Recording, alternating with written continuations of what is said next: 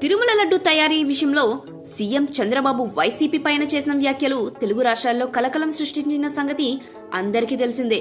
ఈ క్రమంలోనే అటు వైసీపీ టీడీపీ నేతల మధ్య మాటల యుద్ధం కొనసాగుతుంది.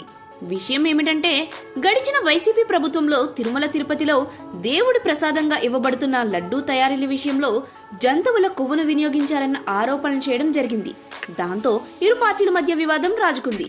ఈ నేపథ్యంలోనే టీటీడీ బోర్డు మాజీ మెంబర్ రమణ కీలక వ్యాఖ్యలు చేయడం జరిగింది. విషయం ఏమిటంటే, విదేశాల నుంచి దిగుమతి చేసుకున్న బటర్ ఆయిల్ తోనే గడిచిన 5 సంవత్సరాలు లడ్డు ప్రసాదం తయారు చేసేవారని సంచలన ఆరోపణలు చేశారు రమణ.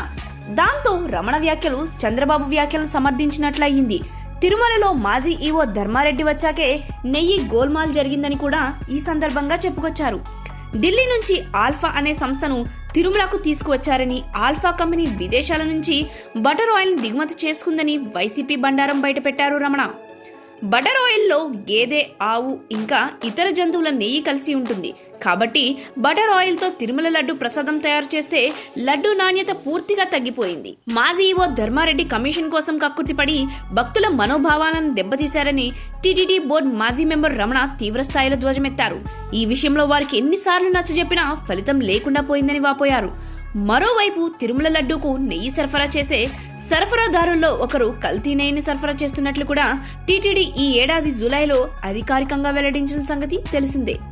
ఒక కంపెనీని సైతం బ్లాక్ లిస్ట్ లో పెట్టామని కూడా పేర్కొంది. అయితే ఇదే విషయంలో వైసీపీ నుండి అనేక విమర్శలు వస్తున్నాయి.